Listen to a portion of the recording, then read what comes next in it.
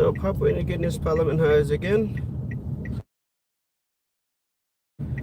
Guys, recently we just witnessed the reshuffle of key ministerial portfolios, including health, defense. You're talking about all the key ministerial portfolios that you name it. Major reshuffle happens today, or happened today, this morning. And that house that you see now will be, the composition of the government in that house would be different.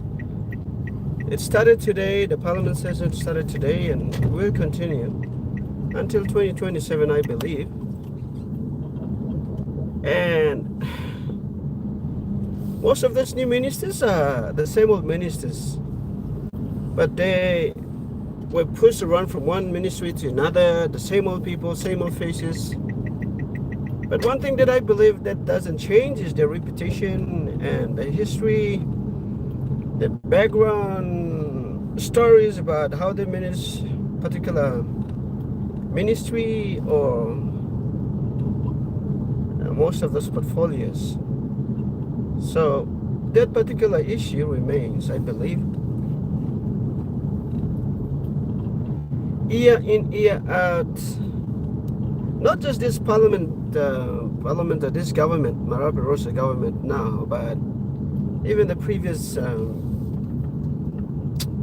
parliaments or government too, we've been seeing all of those changes, ministerial changes as well. But one thing that we must be sure is that nothing changes in this country.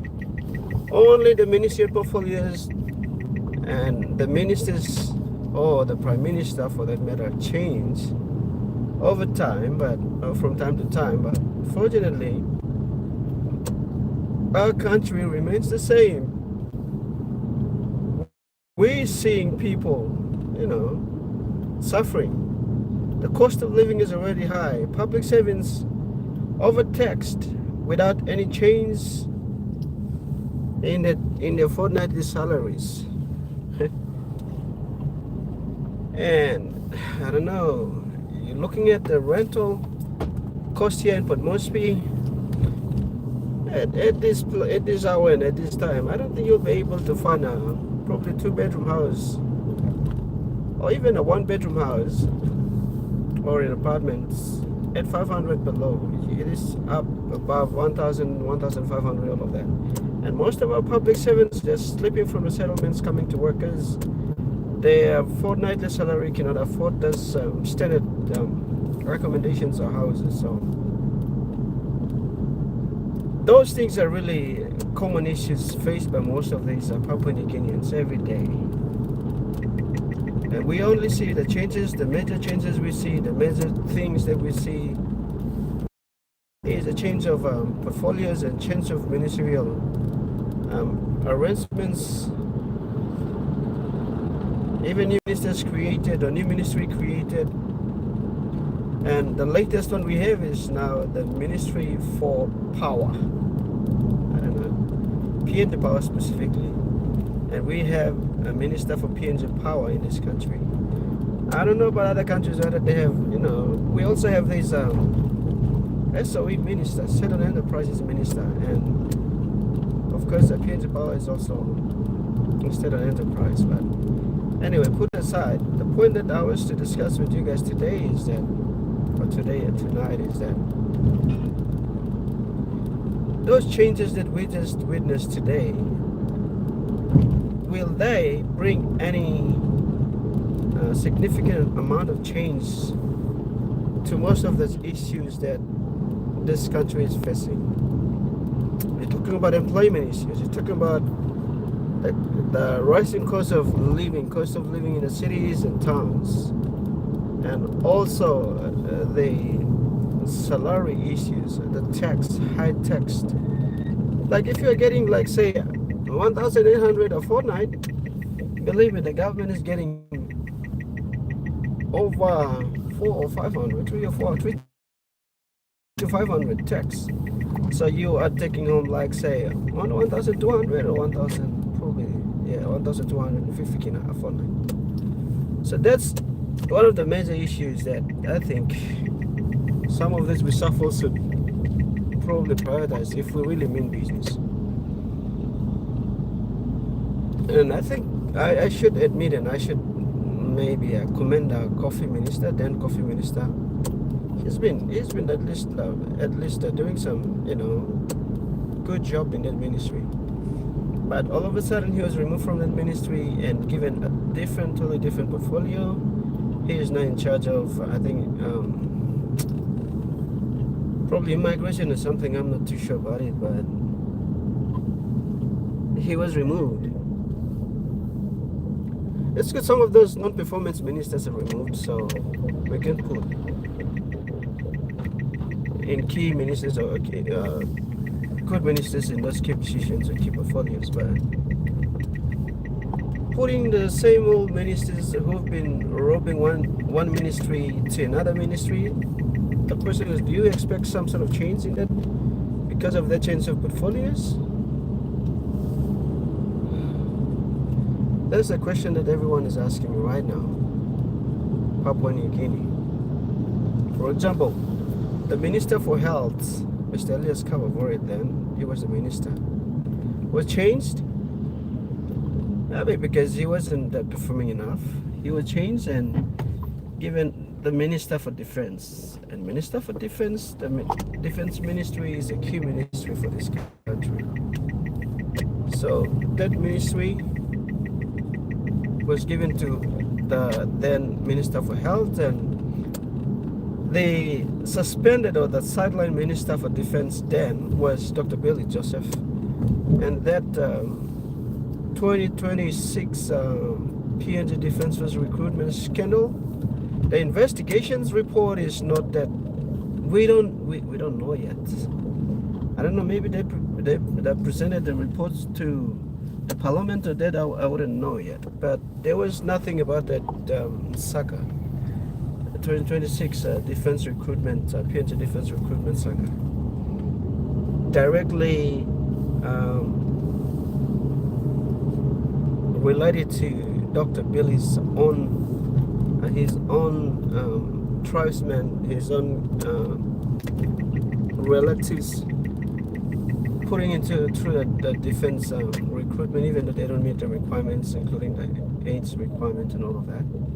So that scandal was put for some sort of like investigations, but the report is not out yet, and that same minister is given the health minister. Mind you, some of the key ministries like health, security, and that's a defense ministry. We cannot play around with those key ministries, bro. I mean, you cannot continuously playing games with those key ministries that actually matters most to people's daily life, and our good Prime Minister, please. I understand you have some other reasons, elections, national elections coming up, and you're also thinking of where you are now. That's how the electoral system and the political system of this country works. I understand that, but how on earth do you expect that kind to be put to that? This is really questionable to me and most of the citizens of this country. What are some of the expectations you have from him? And what are some of the key deliverables that you think he should deliver within this remaining time under this new ministry or ministerial portfolios given? We better rethink, and most of these things we have to rethink and see through the lens that we have to be at some point really critical about our decisions, and that's especially our Prime Minister and the Deputy Prime Minister advising those who are advising Prime Minister as well. We have to consider those. People are really suffering in this country, most of them, and issues with learn, issues with resources mismanagement, issues with most of these things are real issues affecting our people, and we have to see those things from the campus that really address the issue, you know. But anyway, they already made the change. The responsibility falls back to the people of this country. Just a few months time and they'll be in those portfolios, but we've got next election coming up. As I've said yesterday, we are sending only few people to represent the 10 million plus population of this country into the parliament. So if we have some, you know, some sense of choosing the right leader, you think, I mean, we already have this authority, the responsibility, so we have to choose someone who can think for us, someone who can think beyond, someone who has the connectivity, someone who has the right frame of mind to make the right decision. Yeah? So that particular person, like if we choose the best of all the people, especially the brains of this country from all our electorates and our provinces, man, our parliamentarians should be different. Our parliament setup, how the ministry should be different. So if we don't have one, we need to choose from different places, you know. At least some of those are mixed race that we have in our country, bro, send them to our parliament so they can manage the affairs of these countries with clear understanding and of course proper thinking. If we don't do that, and if we stick to our own syndrome of one talk system and all this kind of thing, we're gonna have this issue and it will be some kind of like unending issue, an ongoing battle, you know.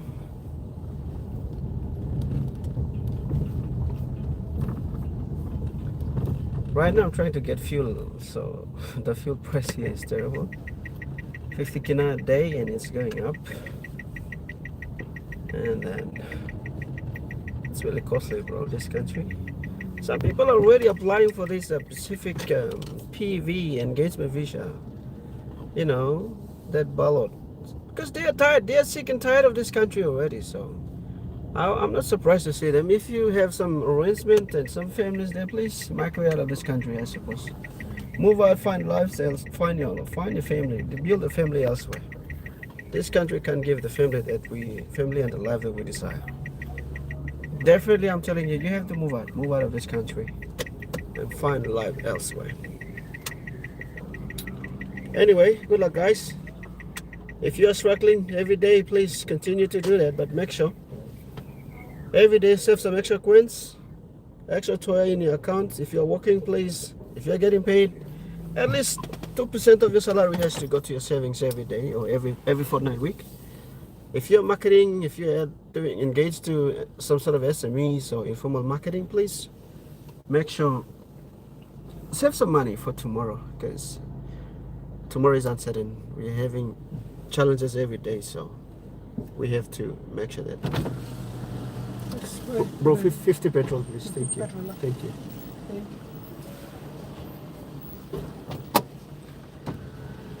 Yes, so manage life, manage your finance well, look after your health.